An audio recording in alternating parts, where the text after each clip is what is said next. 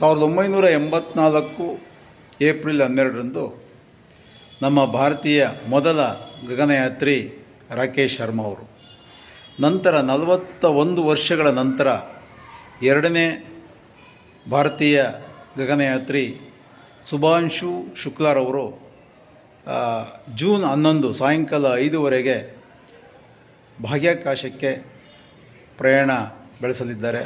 ಅವರಿಗೆ 148 ಕೋಟಿ ಭಾರತೀಯರ ಪರವಾಗಿ ಹೃತ್ಪೂರ್ವಕವಾಗಿರ್ತಕ್ಕಂಥ ಅಭಿನಂದನೆಗಳು.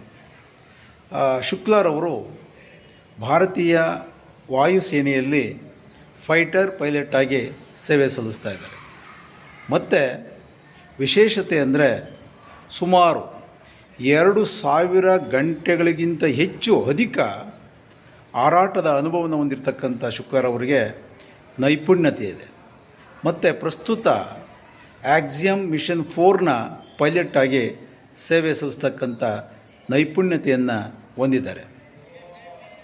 ಇದರ ಬಗ್ಗೆ ಶುಕ್ಲಾರವರು ಬಾಹ್ಯಾಕಾಶಕ್ಕೆ ಯಾವ ಉದ್ದೇಶಕ್ಕೋಸ್ಕರ ಹೋಗ್ತಾ ಇದ್ದಾರೆ, ಅದರಿಂದ ಆಗ್ತಕ್ಕಂಥ ಪ್ರಯೋಜನಗಳೇನು, ಇದರ ಬಗ್ಗೆ ಟೆಕ್ನಾಲಜಿ ಬಗ್ಗೆ, ವಿಜ್ಞಾನದ ಬಗ್ಗೆ, ಅವರ ಸಾಧನೆ ಬಗ್ಗೆ ದೇಶಾದ್ಯಂತ TV ಚಾನಲ್ಗಳು, ಮಾಧ್ಯಮಗಳು ವಿದ್ಯಾರ್ಥಿಗಳಿಗೆ ಅಟ್ಲೀಸ್ಟ್ ನುರಿತ ವಿಜ್ಞಾನಿಗಳನ್ನು ಕರೆಸಿ 1 ಗಂಟೆ ವಿಜ್ಞಾನ ಟೆಕ್ನಾಲಜಿ ಬಗ್ಗೆ, ಬಾಹ್ಯಾಕಾಶದಲ್ಲಿ ಅವರೇನು 14 ದಿನ ಅಲ್ಲಿ 14 ದಿನಗಳನ್ನು ಏನು ಕಳೀತಾರೆ, ಅಲ್ಲಿ ಏನು ನಡೆಯುತ್ತೆ, ಇದರ ಬಗ್ಗೆ ಮಕ್ಕಳಿಗೆ, ವಿದ್ಯಾರ್ಥಿಗಳಿಗೆ ಎಲ್ಲ ಶಾಲಾ ಕಾಲೇಜುಗಳಲ್ಲಿ ವಿವಿಗಳಲ್ಲಿ 1 ಗಂಟೆ ಉಪನ್ಯಾಸವನ್ನು ಏರ್ಪಡಿಸಿದರೆ ವಿಜ್ಞಾನದ ಬಗ್ಗೆ ವಿದ್ಯಾರ್ಥಿಗಳಲ್ಲಿ ಹೆಚ್ಚು ಆಸಕ್ತಿ ಬರುತ್ತೆ.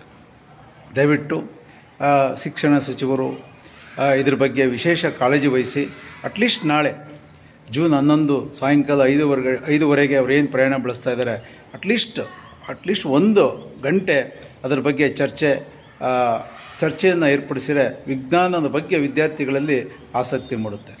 ದಯವಿಟ್ಟು ಸಂಬಂಧಪಟ್ಟ ಶಿಕ್ಷಣ ಸಚಿವರುಗಳು ಮತ್ತು ಮಾಧ್ಯಮಗಳು ಮತ್ತು ಶಾಲಾ ಕಾಲೇಜು ಇವುಗಳಿರ್ತಕ್ಕಂಥ ಮುಖ್ಯಸ್ಥರು ಅಟ್ಲೀಸ್ಟ್ 1 ಅವರ್ ನಾಳೆ ಶುಕ್ಲಾರವರು ಏನು ಬಾಹ್ಯಾಕಾಶಕ್ಕೆ ಪ್ರಯಾಣ ಬೆಳೆಸ್ತಾ ಇದ್ದಾರೆ 1 ಗಂಟೆ ದೇಶಾದ್ಯಂತ ವಿಜ್ಞಾನದ ಬಗ್ಗೆ ಚರ್ಚೆ ಏರ್ಪಡಿಸಬೇಕು ಅಂತ ಎಲ್ಲರಲ್ಲಿ ಮನವಿ ಮಾಡ್ಕೊತೇನೆ. ವಂದನೆಗಳು.